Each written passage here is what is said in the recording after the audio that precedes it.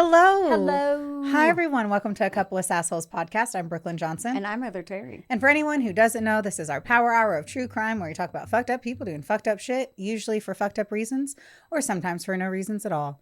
And as a teaser today, this is one of those rage ones that you just get so fucking pissed off about. Oh, no. I'm going to talk to you guys about Samantha Josephson. I knew I was going to fucking stumble on that the first time I said it. Josephson. And I don't really want to get into it yet. Okay. So all I'm going to do is say the name and say that it's going to be ragey because I just want to ease into it like a virgin. So, oh, look, my shirt. I did that for you. Oh, thanks. Yeah, well, so it's flip a table day. Yeah. Okay. Yes. It's heartache day. It's not even flip a table day. It's heartache day. Okay. And then on top of aches, I lovingly pulled my neck yesterday. And so if you're watching this on the tele or on your phone, of however you fucking do this, I do look like I have a huge stick up my ass. And it's because it's very hard for me to turn my head. She has specifically to the left and down. So I'm happy to be on this side of the podcast. At least you were like talking, and then I pulled something on this side of my neck the same fucking day, apparently. Sleeping. I just wake up. That's one thing people don't tell you. You just get older and then you go to sleep. Like, they told me that. That's the only thing it. So see, you're lying already. I choose. I choose. She's like, I am frustrated that nobody has ever said it. And I'm like, everyone always said that. And she's like, well, I chose not to listen. Well, they said it. Because there's one thing I felt like you learned. It was that when you wake up, you are hurting. Yeah. And it's like I wake up and I woke up that day and I felt like Ronda Rousey beat my ass in my sleep. Like I took 19. You do sleep like a psychopath. I have said it and I'll stand on this hill. I'll die on it. Like if you ever stay at an Airbnb with Heather and you've ever seen her bed afterwards, it is as if she has taken all of the blankets off except for the fitted sheet to the mattress and then rolled around in it like she was a pig in mud. I like to burrow. Exactly. So that's why you get hurt. Yeah. Well, I like to burrow. I like to be in a cocoon. It's very fun. Good for you. I know. I have a question for you. Okay. 1 second too. We are also at, of course, Wonder Boy Studio, our favorite place ever. Woo. But apparently we have now eased into band practice outside. Yeah. So if you hear it, which I don't know that you will, but we hear it. Yeah. We just wanted you to know that you will always know the summer month episodes because there might be a marching band in the background. There's a college band, right across the street. It sounds like Aztec ancient ghosts are coming up behind us. Yeah. Like with the drums and everything. It's like if we heard this and we were on a beach on a deserted island, we'd be like, what the fuck? We've got to run. We got to run. Get our spears. Last week, we literally got out of the vehicle and we were like, is the carnival in town? And it sounded like the carnival. It was like the very steel confusing. Drum. Yes. With the like we're Don't make me nod. We're like like we can't move. We literally are like puppets today. Oh, it's lame. It is very lame. But we did a test to see if we could see each other before. Yes. And it's already aching. I know. I'm gonna have to turn a little bit harder. What question did you have? Sorry. Yeah, no, you're totally fine. So I have a question for you. So if you had to solve a crime, what fictional detective would be easy with you? You can't say Sherlock Holmes. Lame. Then the Mentalist. The Mentalist Ooh. is the second to Sherlock Holmes, if you ask me. That's a good one. I know. Or Mindhunter. I am fantastic. Mindhunter's a good one. I thought Angela Lansbury. Which one on Mindhunter, though? That's like the main cast dude. Of like... The main... we can get in a fist fight on who the main dude is on Mindhunter. The hot dude. The main hot dude. The dude. He also had a partner. Robert? I have no idea. That one. I just know what they look like. Oh, the hot one. And I don't know why that show didn't keep going. Pissed. I was too. Very rarely do I get like rage baited by them not like doing shows again or if we're getting renewed for the next season. That is one that pisses me off. You know another one that makes me pissed off that was so good? Prodigal Son. They didn't, did they? No. Stopped and I was pissed off because they leave you on a cliffhanger and then you're just stuck there. See, that's like unfair. That's rude. It's not only... It should be illegal. Right. We have enough bullshit illegal shit that I'm like, that's literally like an author. That is equal to an author writing a book and then not finishing it. Yeah. And then, but people buy it Yeah, pissed me y'all. off. That was such a good show. Whatever. Now I'm real mad. I'm already mad, so let's Yeah, go. great. Well, then I'll Well, just start. yeah. Even though I wanted to say Angela Lansbury, I think would be fun to work with. She's too outdated. She can't solve a crime with cell phones. Oh my god. You fucking kidding me? Over here, murder, she wrote. Yeah, before you could text. Oh my god. What if it murder she text? She didn't know it. You're picking somebody from exactly then. She's quick. She could pick it up. Yes, I'm sure she can pick up forensic IT analysis. Yeah. Absolutely. At 85 years old. We got a team. Well, I mean, with us. she's gone now. But anyway. Okay. All right. My works cited is not super lengthy on this one because this is a ringer. Hulu, Death in the Dorms. Who Ooh. I think sees, who knows? Whatever. Just It's look for an it. episode of that show. Yes, and I don't think these swap around like Dateline 2020. God. Wikipedia, NBC 10 Philadelphia, People.com, WYFF 4 News, and then more NBC News. And today we are going to talk about Samantha Josephson, which I had mentioned. And the name might ring a bell or it might not. And it might simply give you a little tingle like you know that, but you don't know how you know her name. I think it's option 3 for me. Yeah, what's option 3? What you just said. Like that I think I know it. I feel like I only gave 2 options. You either know it or you said get no a to- tingle. Oh. Well, option 2. I was like, I don't think I did get The very last option. It the felt like latter. 3. And who knows? I don't fucking know anymore, guys. I've lost my marbles. My marbles are lost. She's lost her marbles. And I'm trying to God, pick 'em I love up. when you say that, Meemaw. I'm trying to pick them up.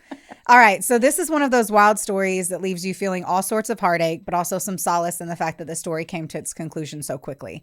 There wasn't a 20-year time span that took place, tons of suspects, confusing evidence, none of that. It's one absolutely terrible crime followed up with simply hours of putting the blood-soaked puzzle pieces together, followed by some state regulations that hopefully save more lives.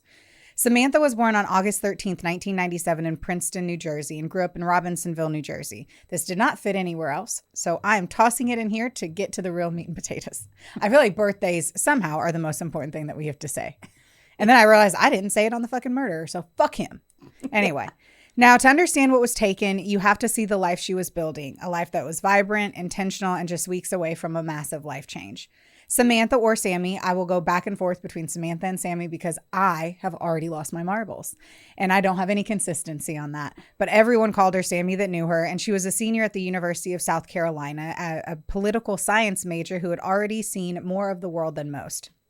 She'd studied in Barcelona and traveled through Madrid and Paris. She's 21, so she's already done all this shit by 21. Yeah. She wasn't just a student. She was an overachiever with a full scholarship to Drexel Law waiting for her.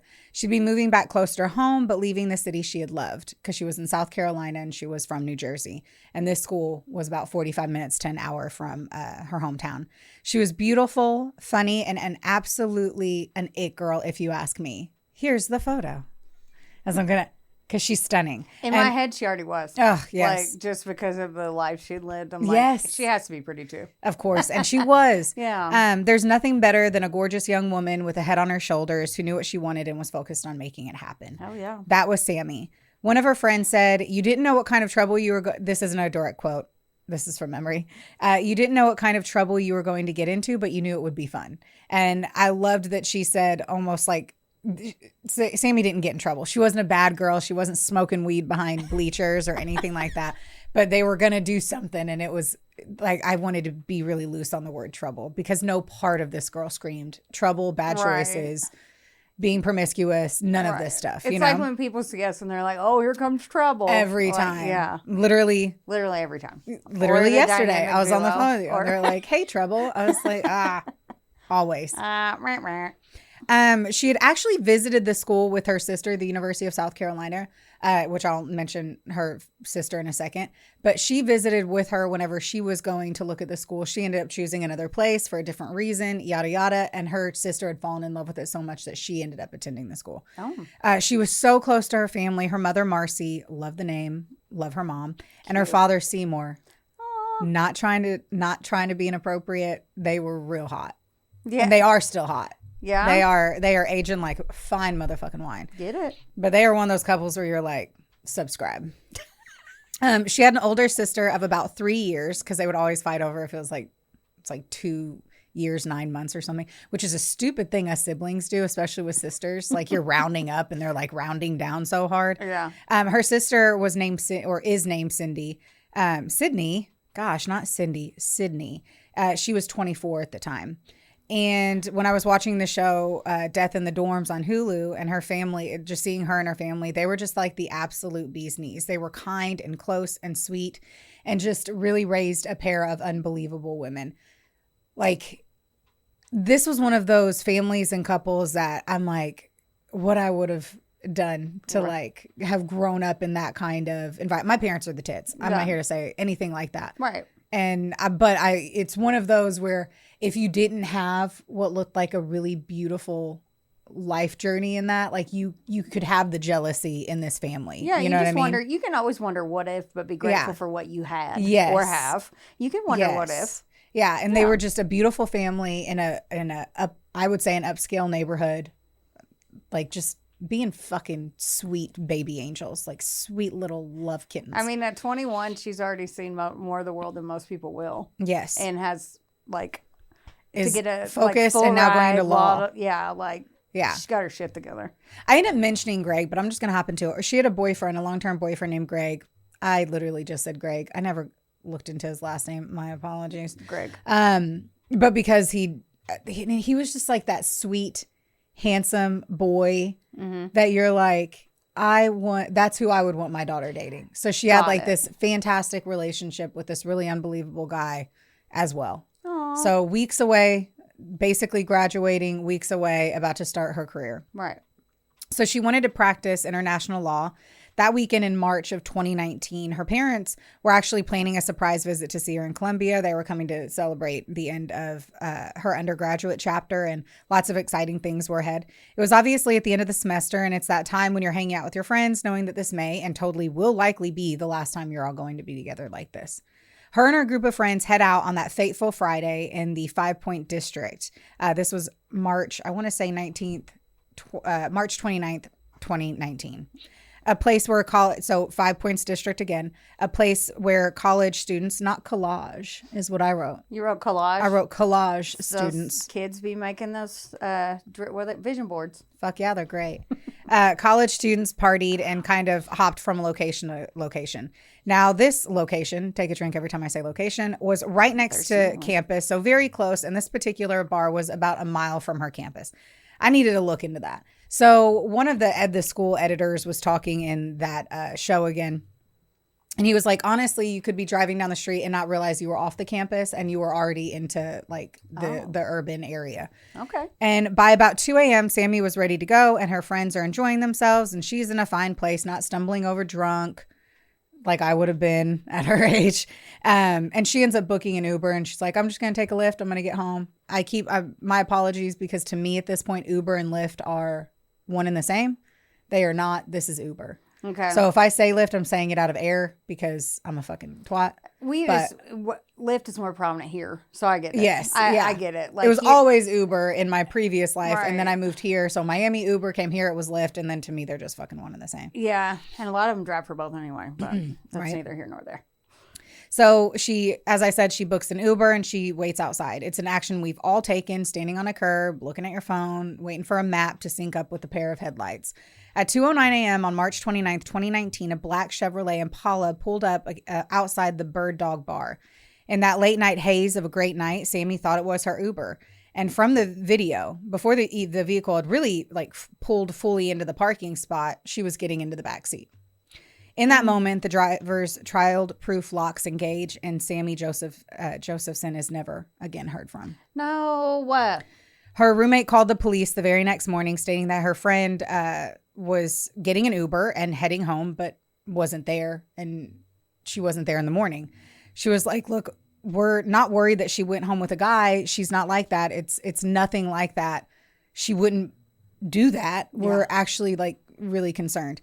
And I have to say this, and please don't hate me for it, but this girl sounded so very Valley Girl on the phone recording that I'm actually grateful that the cops took it so seriously because it just did not sound serious. Like when they replayed it, it was like, so like my girlfriend, my roommate, she didn't come home last night and she's not the type that would just go home with a guy. Oh, no. And her phone's off. And like, we're actually like really worried about her. And that was kind of. Oh, it's kind of hard not to make assumptions like that. Just like Yes. people think that people with Southern accents, i.e., me, are not intelligent. Well, I mean, right, smart as fuck, right? But no, like I get that because, and then also they'd be like, "Well, she's 21 and you sound like a Valley girl." So Exactly. I agree with you. I could not help but like on that. It was on the TV and I was doing other stuff. And whenever that record, I was like, Yeah. whoa, I'm so impressed that the cops took it fucking seriously. Right. Well, even if she didn't have that kind of dialect, it would be like she's 21. It would still be hard. So it'd be hard for leaving a bar, 2 a.m. Yeah, 2 a.m. She left. She said she got a lift. Yeah, there's a million ways that we can be like, oh, she was standing outside, bumped into a friend, her phone died, didn't charge it, yada, yada. Her friend just took her home. And she slept on their couch. So, anything. Like, a million opportunities. I agree with that. Especially when it was like essentially a mile away from the dorms. That's what I'm saying. At least she was trying to be safe and she didn't walk alone. Yes. So I'm upset already. I know. And I've gotten into Ubers completely shithoused solo. Mm-hmm. And you just want to be mad at your previous actions pretty much. Right. That's why if you do have a Lyft driver like I do, that's a safe. And you can request women drivers now. But anyway, we can get into all that later. Yes. Yeah. We'll talk more about the Uber experience. Yeah. Anywho, her parents get a call from Sammy's boyfriend, Greg, who I wrote literally looks like the sweetest baby angel and exactly who you want your daughter dating, saying that he couldn't reach Sammy. Now, I also was so impressed by Greg because Greg was like, I've already called the cops. He lived in a different town, like, but close. Mm-hmm. Actually, I think he was either with his parents, staying at his parents, i.e., who fucking cares on that part? He had gotten his parents, called the cops, and was driving back to the town with his parents to try to look for her. Oh. So, good. Like, he was quick with it. Yeah, he's not like, she'll come home. No. Yeah. He was like, I'm getting my mom and dad, and I am hustling, and we're going to try to figure out what happened. Mm-hmm. Her parents, they weren't at the same location. That's very common. So Seymour calls Marcy. Marcy's like, wait, what? What is happening here? Right. And so he goes, get home, pack your bags. We're leaving right now. So the millisecond he gets the call, I think they're on the road within an hour. Wow. Where she got home, packed her shit, and they had Sydney, the 24-year-old other daughter, stay at home. Now, she knows that her sister's missing and she's obviously concerned. Right. But in her mind, she's like, I bet her phone's just dead. Like, she would not allow her mind to go to the worst case scenario because it's so unlikely. Yeah. It's so unlikely. Especially her. She didn't sound like a dumpster fire. Right. Like that. She didn't sound like she just casually goes missing often. And it's like, I was just drunk and asleep. Like, yes, exactly. So of course her sister's like, no, stay in my safe place. She's going to come home. She's going to come home. I would do the same thing. 100%. If you disappeared. Yeah. For like 2 years. So be like, no, she's going to come home soon. Travis is like, we just had her funeral. Nope. She's coming home. Yeah. I would do it. I believe it. Mm-hmm. And like her neighbors were close. They lived in this beautiful neighborhood and like her neighbors, I think she went and walked her dog and her neighbors were like, we'd like for you to come spend time with us and like had her over for dinner to try to like be with her as much as possible. Right. Because I think honestly, everyone was like the adults, it feels like, and a 24-year-old is an adult. I'm not saying that, but the adults in it were terrified from the millisecond it happened. Like they were already feeling something. Yeah. So I told you that. And I mentioned everyone is literally acting fast as fuck. Like I really couldn't be more impressed by just how everyone reacted. So her parents had like a 12-hour drive ahead of them. The second they get the call, her dad, like I mentioned, he goes, get in the car. We're going there right now. I've said all of these things once more. Okay. So as her parents are getting closer to the campus, they're on this commute, they're going. They're still on the phone with the detectives and they're getting constant kind of updates of what's going on. Seymour was calling, trying to confirm, yada, yada. He put 2 and 2 together really quickly when they continued to start asking for their ETA. So he said in the car on the drive at one point, the detective kept asking. She asked twice about the ETA because they said, have you found anything? Have you found anything? And they're like, well, when are you going to be here? Oh. And so he got off the phone the second time and he said he literally looked to, I think he may have been the one driving, but he looked away from his wife and he was just like, fuck. Yeah. Like, fuck. They're making us get there to identify. What a long drive too. 12 hours is already long, but with that kind of destination. I can't imagine. And that's what, like, I'm not going to pee. I'm not going to eat. No. I'm going to throw up. I can't. Yeah. Like that astronaut lady that drove across the country in a diaper. I'd be like, with that speed. Right. Like, oh my God. Yeah. At around 3 p.m. the following day, okay, the Clarendon County Sheriff's Office, they were called to a remote wooded road in New Zion, South Carolina, which is a small rural community about 65 miles east of Columbia, which is about an hour to an hour and 15-minute drive from where they were located, the bird dog. There along Briar Patch Road, investigators found Samantha's body in a secluded area off the roadside. The assumption very quickly was that it was Samantha based off of the clothing that she was wearing and what she was wearing the night before.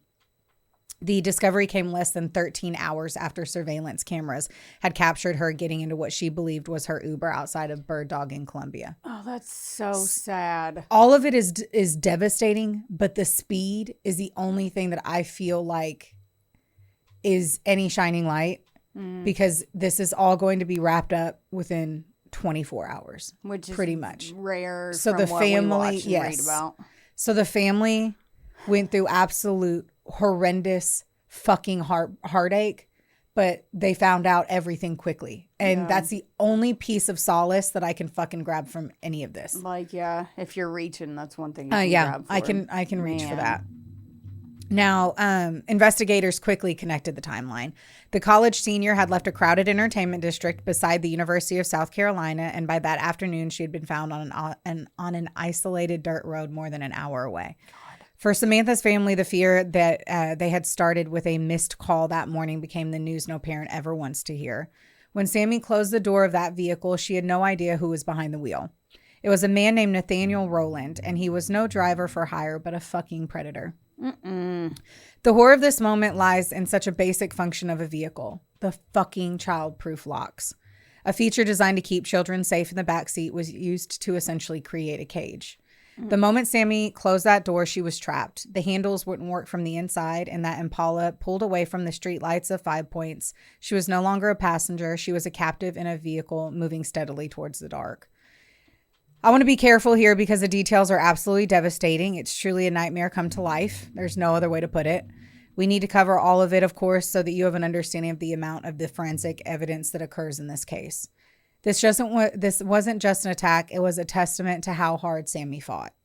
Fast forwarding to the pathologist's harrowing testimony, Samantha Josephson had been stabbed over 120 times with a 2-bladed knife. What? One of the strikes went completely through her right hand. Oh, God. And she fought with everything she had to defend herself. The force was so extreme it severed her hyoid bone and even penetrated her skull to her brain. To quantify the violence, consider this. The human body usually holds about 4 liters of blood. When the autopsy was performed, Sammy only had 20 milliliters left. Holy shit. She bled out in that car over the course of about 10 to 20 minutes. A thrill killing carried out with a level of malice and fuck-uppery that's hard to wrap your head around. 120 times is rageful. And it was a 2-bladed knife. What does that mean exactly? Let me try to reach with my neck. No, here, I got my phone right here. And I thought about that. I was like, I need to make sure I do that as one of the photos. So I will remember that. A 2-bladed, is it like on both sides? I almost would say consider like a pocket knife. Like a pocket knife, and it's sharp on both sides?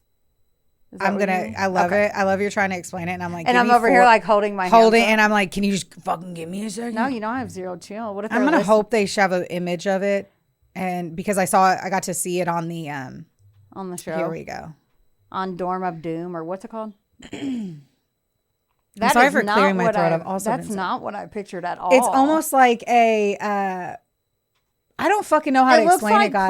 Pliers, but they're knives. It looks like pliers, but they're blades at the top. So for you audio listeners, yes, that's what I couldn't see my hands making not the right motion at all. Right. But so essentially, it looks like pliers but blades. So that made me wonder if it was 60. Got it. That ended up being 120 because it was too. Either way, unbelievable. Psycho. While the car was a site of unimaginable violence, the discovery of her body happened in a place of peace. I believe it was 14 hours later when 2 turkey hunters were walking through a remote field in New Zion when they found her. And the location was the first major investigative break of the case. As everything comes together, we'll find out that New Zion wasn't random. It was an area where Roland had recently lived. He had returned to the place he knew to dump her body, leaving a trail that led directly back to his own history. And while those hunters were standing in that quiet field, police back in the city were already closing the net. I mean, the speed at which this is wrapped up is something like a Law and Order episode for sure. Yeah. The turning point came at 3 a.m. the next morning. So, and I say within 20, it's fucking just about 24 hours. Right. Nathaniel Rowland did something many predators do. He returned to the scene. Oh, God. A canine officer spotted the Impala back at 5 points and pulled it over. Literally. He went back the next night. Yes. In the same vehicle. They were looking for his vehicle, obviously, because it had it on camera. Yeah. Of her getting into the vehicle. Now, keeping in mind, too, license plates aren't in the front. The way that the vehicle had pulled up, black vehicle. I don't even know. And this is one thing I should recall, and I really don't. I don't even know if her Lyft ride was a black Impala or like a black Charger. And it was like not even the same vehicle, but a car that was black. See, I get that mistake that could be made because you know me, I don't know vehicle models or makes. So, I check the license plate, but it's only because I've heard about shit like this. Yep. Like on the app now, it has the license plate and they say your name when you get in. Or we'll talk about that. Yeah. Okay. Sorry. Yeah. No problem. But like, it's an easy. I get why. Yes, how it happened. 100%. I completely let understand. you be drunk. Yeah. Because she was at a bar at 2 a.m. So we can make the assumption that maybe she wasn't drinking at all, but like she was at a bar celebrating her graduation. Yeah, we're just assuming and she was standing just fine. In the video, there was no like. I remember the video now. Now I remember her name. I knew you would. Yeah. And I knew anyone who's followed anything is getting that realization. Oh my gosh, this is the one. Because she literally just looks and gets right in. It just looks like she's getting picked up by an Uber. Yep. So, as I mentioned, they pull over fucking Nathaniel. Yeah. And they find the vehicle. I'm sorry. I wonder what I meant by find the vehicle. Oh, here we go. I love myself. I wrote find the vehicle and likely find the killer. The fact that we rolled up, that he rolled up there the next morning just shows how fucking dumb this dude was. Don't worry though. At the end of this, you'll not only hate him for what he did and who he took from this world, but you will also think, wow, this is the fucking dumbest criminal we have ever covered on this show. The dumbest one ever? Because we've had some dumb ones. Yes. I mean, they're all dumb. They're all dumb. They're all dumb, stupid cunts. Some of them are like more dumb. This one is so fucking dumb. Okay. That my husband, who does not enjoy the true crime realm at all, I was like, I need to watch this show while I'm fucking around with my sourdough. Yeah. And I was like, so play on your phone if you don't care. My husband at one point literally looks up from his phone and he goes, what a fucking idiot. That is the dumbest thing I've ever heard. Yeah. And he pays no attention to any of this shit. Right. I'm going to be honest, my husband kind of hates true crime. Yeah. So I'm happy we're married. Right. Wonderboy Media is not only the proud producer of this glorious magic imploring your ear holes right now, but they're also a big deal. Get in touch with them today to make all of your dreams a freaking reality. From using their bangin' ass podcast studio, where we are right now, to creating amazing videos and editing our content like the mystical mavericks they are. Your podcast can go further when you have a Wonder Boy. Hit up Drew today at WBOYmedia.com. Or text him day or night at 270. Just kidding. Does your face look like a mugshot lately? Then it is officially time for you to visit Hetef Aesthetics in Owensboro, Kentucky or Nashville, Tennessee. That's right. Go see our girl Amber Teasley and her team because they'll have your face and your skin look like a damn filter. And their staff is absolutely amazing. It's like a mini Botox party, which personally is my favorite. You leave looking fresher and you don't have a hangover. Another good thing is that if you go in there and you tell them that A Couple of Sassholes sent you, you get 15% off of everything. That's unbelievable. So if you have been considering getting that glow up and making that ex jealous, it's time. Okay, so when they pull him over, guess what? There's obviously blood all over the inside of the vehicle. I was just thinking so from the pullover, like so fucking obvious that the cop could see it and was like, obviously there's dash cam footage of all of this. Yeah. And he's just kind of like, Oh, body cam? Like it's on Yes. him so you can see in the car? Yes. Oh, God. So as he walks up to the vehicle, you can see it. You can see it.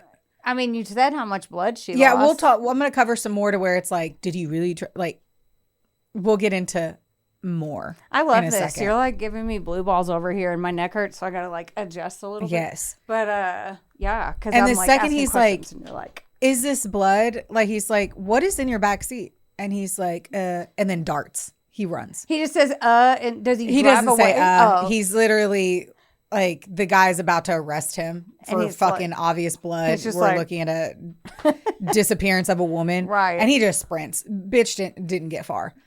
Cops are already out. It fucking. Of course they're looking for him. Hadn't even been a day. And he went right back. Yeah. Right back to where it was. And girl. Oh, no. When investigators look inside that car in detail, and then also into the life of Roland and what he was like, the life he was living, they found what the judge called an avalanche of evidence. Inside the car, they found liquid bleach. What's I that? wonder what liquid beach is. Sand? Or sex on the beach I'd say it's drink? probably a really good perfume that has like a coconut scent. See, I'm thinking of like Malibu rum. Yeah, I'm like, no, it's a perfume. Anyway, liquid bleach, germicidal wipes. So I'm gonna call that Lysol wipes. Right. Window cleaner, and no fucking bullshit. Sammy's iPhone or Sammy's phone. Let me just say phone. Her phone? Her phone was in there. He had been trying to scrub the evidence away in real time, though didn't apparently think it would be so easy to find him. I guess. The only thing I can assume is that he thought he had way more fucking time, though, to drive back to the That's what crime I'm in the same vehicle around the exact same time, the following fucking Right. day. Right.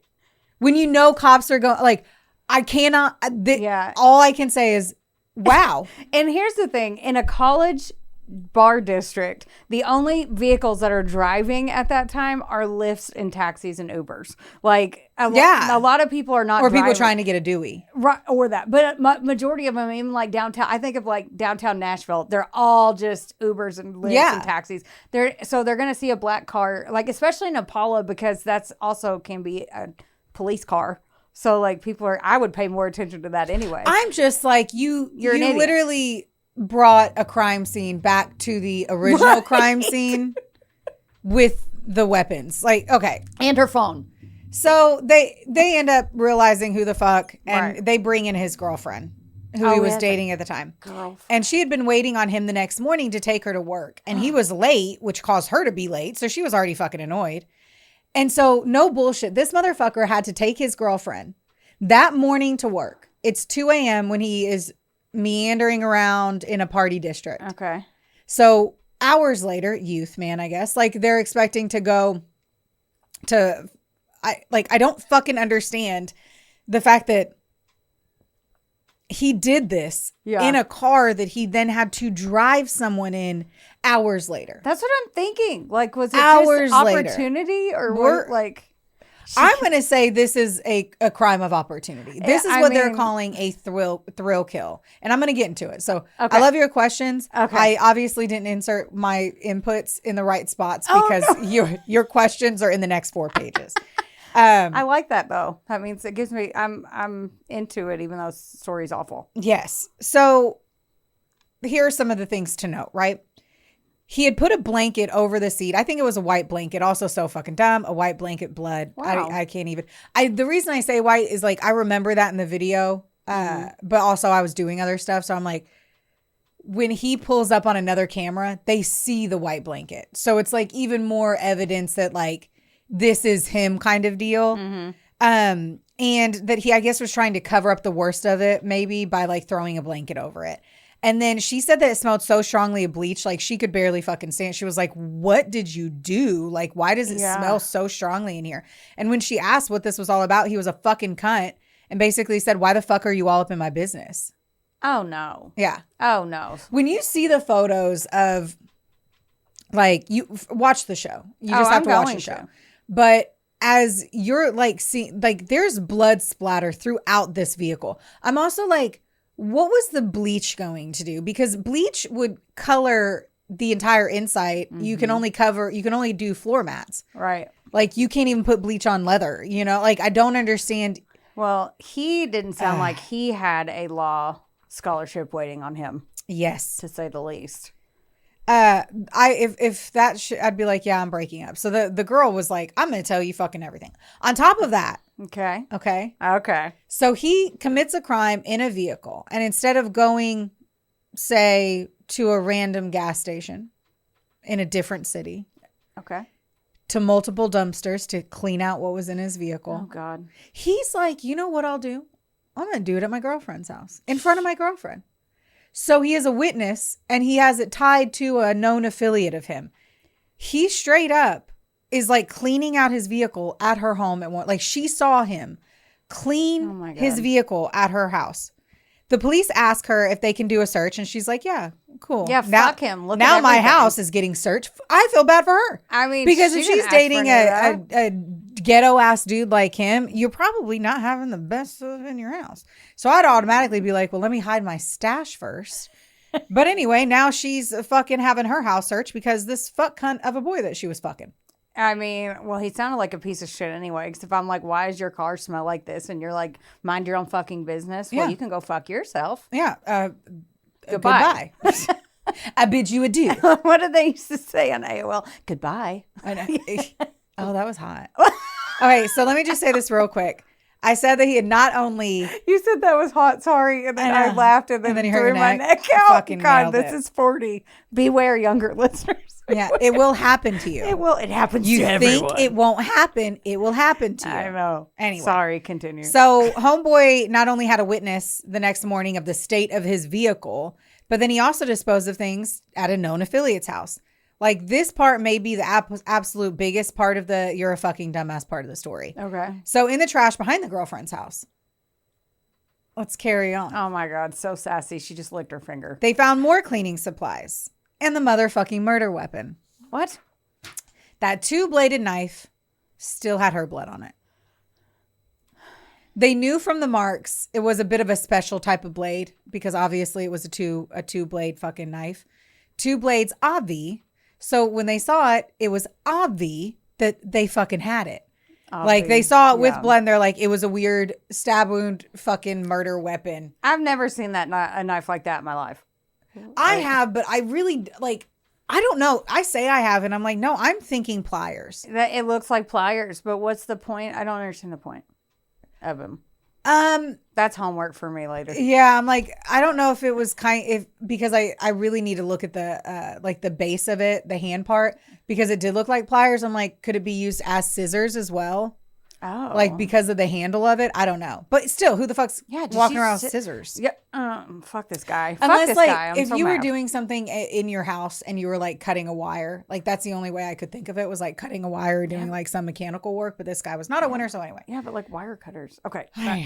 It's one tool. It was one tool that was He is one tool, and I'm mad. So anyway, the most haunting find was on the rear driver's seat window, and it was an obvious bare footprint. No. Forensic experts matched the friction ridge patterns of that print to the soles of Sammy's feet. It was a silent physical mark of how hard her struggle was to get out of that locked car. The finality of it was found under fucking his own fingernails, where investigators recovered Sammy's DNA under his fingernails the next day. I fucking hate this guy. Look at how much evidence has already been collected and how obvious the case was coming together. Yeah. I mean, that's the only silver lining in this is that they caught him fast because he's a fucking idiot. At this point, the only thing that was missing was if he would have put on his phone and recorded the entire thing. Yeah, like, no that was kidding. it. He goes live on Facebook. Yeah. Fucking douchebag. We have to ask if there were missed warnings. So Roland didn't just appear out of nowhere. Just months earlier, in October of 2018, he was linked to a carjacking where a woman was forced to drive to an ATM and then robbed at her home. The most telling details, hours after that crime, he was caught on camera selling the victim's PlayStation 4 at a pawn shop. Criminal mastermind of the year. Man. He was a man who had already tested the system, operating in plain sight with stolen goods, and emboldened by the fact that he hadn't been stopped. I don't know what happened on that. Like, he was obviously caught red-handed, if you ask me, but I don't know if he was just like on probation. I really don't know what the state of that was. It depends on how big his record was. Slap on the wrist, depending on where they are. By the time he saw Sammy on that curb in 5 Points, he wasn't just a random stranger. He was a predator whose criminal behavior was escalating, and now it was time to toss in the thrill killing we saw in the courtroom. I think those types of murders are the hardest. Each time I see thrill kill in the Wikipedia bio or any of the sites, it just guts you. Oh, yeah. The definition of a thrill kill is a deliberate murder committed for the sheer excitement, adrenaline rush, or personal enjoyment of the act. Unlike most homicides, it lacks traditional motives like financial gain, retaliation, or self-defense. Instead, the killer's primary reward is a psychological or physical stimulation of the crime. Fucking gross. There's no other reason for this than stating it as a thrill kill. And there's nothing that just pisses you off more because there's no rhyme or reason. The victim simply was a person at the wrong place at the wrong time. That's it. They're all sad, and those are even so what? Because that's literally proof it could happen to anyone. Yes. Yes. Yeah. The murder occurred before 2020, so of course the fucking trial got pushed back, which of course is extra hard on the families of the victims. Yeah. When you might finally start feeling like you can get out of bed in the morning, you're pushed into the courtroom to relive the worst days of your life. And that's exactly how it was for the Josephson family. I bet. The trial in July of 2021 was a clinical parade of this horror. 31 witnesses took the stand, including a cell phone store owner who testified that stupid fucking cunt had the cold-blooded nerve to try to sell him Sammy's phone the day after she disappeared. Shut your mouth. Yep, he went right in with it. When it came time for the victim impact statements, Marcy Josephson told the court, "Her death was my death. I close my eyes and I feel what she endured." After 7 days of testimony and evidence, the jury left the courtroom to deliberate. They were gone for just over an hour. Then they came back with their decision, guilty on all counts: murder, kidnapping, and possession of a weapon during a violent crime. Judge Clifton Newman was visibly moved, calling Rowland heartless and stating that leniency was not part of his DNA. He handed down 2 life sentences, and the jury legit took an hour to confirm that he had fucking did it. Oh, God. Even as recently as late 2024, Rowland's appeals were denied, bringing a sense of legal finality to a case that was never truly left the public's consciousness. Along with this, I fucking saw where he said he did not do it, that someone took his car and claimed his innocence. Even with the fucking DNA under his own fingernails and the evidence of him going into a pawn shop to sell the phone. The fucking gall the people have. I will always be flabbergasted. Your flabbers are gasted. They're flabbing and they're gasting.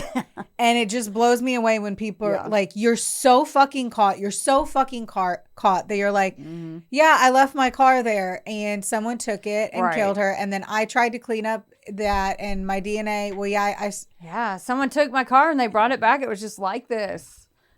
My DNA is everywhere. Her just DNA say is you did it. Because you're a garbage human and go rot in your cage. I'm like, do you do this because you think that you would get leniency, A, in the court, or B, like you'd have a chance to appeal? Like, are you worried about the parole? Like what are you trying to achieve other than the fact that like it makes the jury hate you more? And the family has to go through it too. Like they get closure, but this guy's still publicly saying, "Oh, I didn't do that." I know. And everybody, like, I would be so mad if someone like killed you, and then they were like, "Well, I didn't do it. Someone stole my car." I will go in there and shove 19 packs of ramen up your asshole. Just admit that you did it. Right. That's a lot of money in prison. Soups. The soup. All them soups. Fucking soups, man. But it's so fucking sad. It is. And I hate him. Like, with a passion. Like, a motherfucker like that is still alive. And the beautiful, sweet Sammy is gone. And that's so unfair in this world. And he's like, I didn't do it. Stupid fucking. But the real legacy of this case isn't in a prison cell. It's the What's My Name movement. Sammy's parents turned their grief into a legislative force that changed the multi-billion-dollar rideshare industry. There's an important distinction in the laws they passed. State laws in New Jersey and South Carolina focused on the physical, mandating front license plates, illuminated signs, and scannable barcodes. But then in January of 2023, President Biden signed the federal Sammy's Law, which focuses on national safety studies and standards to ensure this doesn't happen again. Now, when you open up your Uber app, you get those persistent, and I don't know, this is one, so 2023 is when Biden signed that. that they stopped doing the lighted signs. The lighted signs came after this, and then they're not sending out any new signs, but they changed it to the barcoding part. Like they changed that part. So if you're still seeing somebody, it's in. What else did I see? Like it's likely before 2016 was when the light up signs, like 2016 is when I guess you could purchase them extra. I don't know what it is, but either way, that's why you're not seeing the signs as much, because now they changed it to the barcode. Yeah. So that you can scan and make sure you have the right Uber. Yeah. Now, when you open your Uber app, this is the other part. You get those persistent push notifications reminding you to check the license plate and the photo. Yep. And those alerts are specifically because of Samantha. Yep. And I don't see them because I used to Lyft every day. I used to literally Lyft to work sometimes in Miami. Yeah. But here, I'm just simply not. I always have a sober motherfucker who can come get me at this point. But I haven't lifted in forever, and I'm not. Yeah, it's I feel, because I've been doing it for a while, and like since before this and after, like back when Lyft had mustaches, the pink mustache used to be their logo, and it was like a new thing. But they used to have that on their car, and it's improved so much. And I've had a couple scary things when I lived in Nashville that happened. And I feel a lot more safe now. You can pick that if it's a woman. Like I've canceled rides when I was in Nashville. I was like, and it's me being judgy, but I'm like, that guy looks like I would be scared of him. I'm not riding with him. Like if you look scary in your picture, I have the right to cancel the ride. So, right. Yeah. So like one of them, he was huge and I was by myself. I was like, nope, woman driver. Yeah. Like, so I like the fact that you can do that. And a silver lining out of Sammy's case is that, legislation actually changed. Agreed. And they were very quick with it. Like, I mean, that's a fast turnaround for a law. But I guess they didn't fight it in any capacity. Like one of the important political people in the process that was talking about, they were like, we're just going to get it done. The governor, I don't know if it was South Carolina or if it was New Jersey, but they were like, we're just doing it. And it needs to happen. It's here. We're signing it. We're pushing it through as fast as possible. There's no other option. We're just going to get it done. Most of the time that stuff takes way longer, it seems like. So I'm thankful for that, even though the story's fucking sad. Agreed. Yet once the policy changes are noted and the court transcripts are filed away, we're left with the weight of the silence. You can visit the Rock Garden and the Memorial Patio in Robinson, South Carolina, or look at the posthumous degree of the University of South Carolina that they awarded Sammy. But the horror of the facts remains. It's the image of a girl who did everything right, who studied, who traveled, who had a brilliant career waiting for her, and the terrifying reality of those childproof locks. The illuminated signs are everywhere now, but the fear of that 2:09 a.m. moment still lingers on the streets of the Five Points district and flashes in the mind each time you open up that Uber door and step inside. That's a sad story of Samantha Josephson, who was taken all too soon at the start of her amazing new life and the movement her family created in her honor. Man. What a motherfucker. Man, I'm so sad.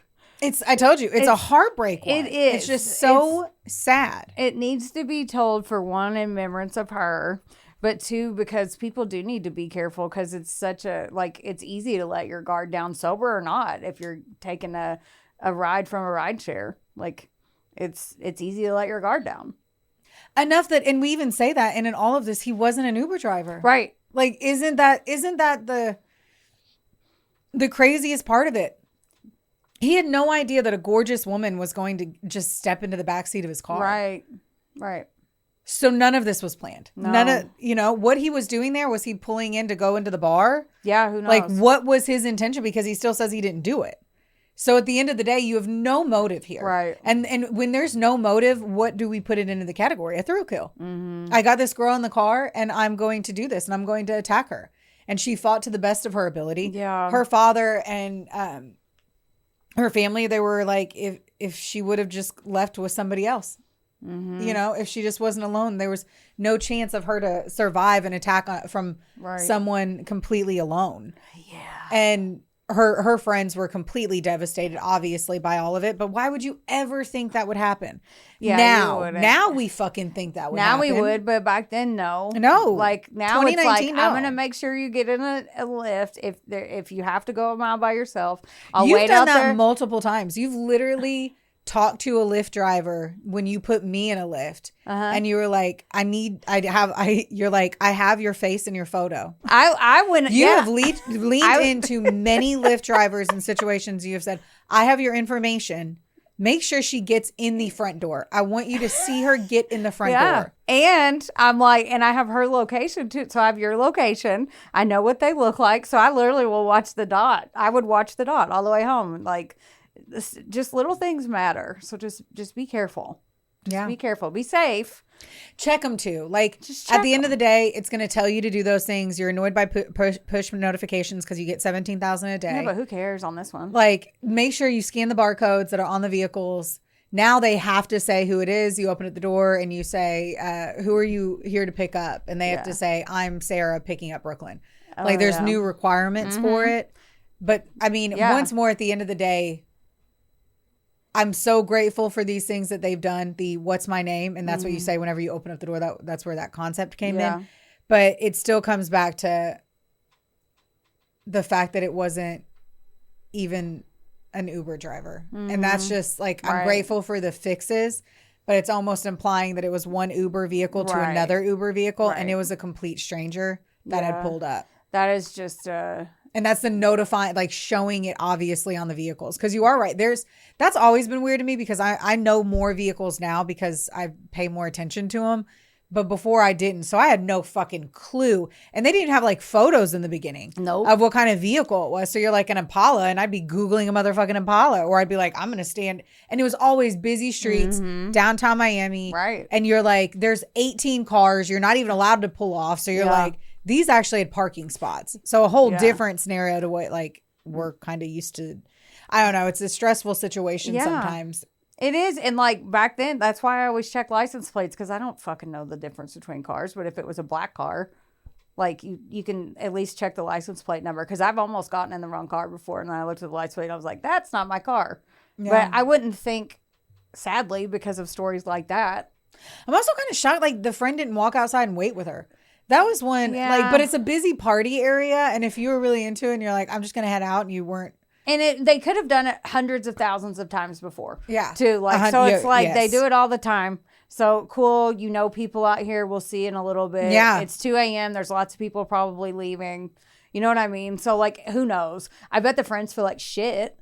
And doesn't that suck? Yeah, and it from sucks. like a no choice, really, no big thing. Like you wouldn't think that, like no. You know what I mean? Like I do because we have a fucking true crime podcast for over 4 years. Yeah, now I do because we swim in the warm piss water of murder every single week. The warm piss water. If there's one thing I can truly like announce on like doing a podcast on this topic for so long is how everything looks suspect to me. Oh, me too. Constantly. I've never been more fucking vigilant in any capacity in my life ever. Right. Than I have been over the last, like, I'm going to say 3 of the 4 years of us like doing this shit because I'm constantly fucking looking to see if something's sex trafficking, if someone's staring. Like it blows me away.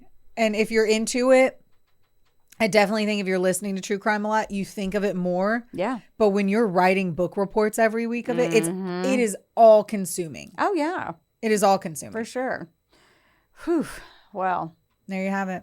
Well, thanks for sharing Sammy's story.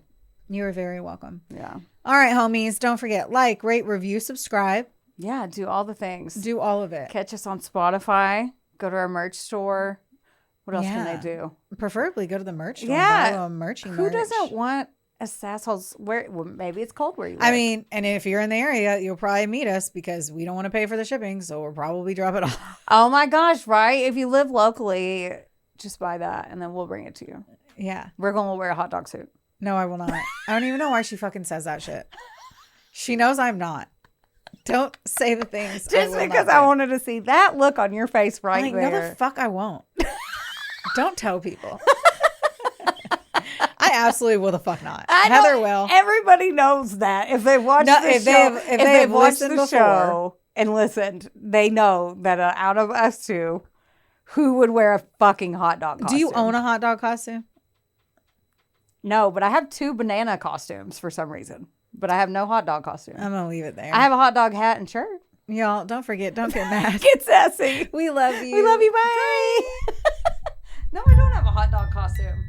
one. This episode was sponsored, edited, and produced by Wonderboy Media. Get the deets at WBOYmedia.com to see how you can make your podcast dreams a reality. Help us out and be sure to rate, review, and subscribe wherever you listen to our audio project. Don't forget, follow us on Facebook, Instagram, and TikTok at, of course, A Couple of Sassholes. Want more sass? Become a member of our Patreon for bonus content, merch, and more. Plus, we're on Cameo now, so there's even more ways to get the sass you need just how you like it. As always, don't get mad. Get sassy. Theodore, can I pet that dog?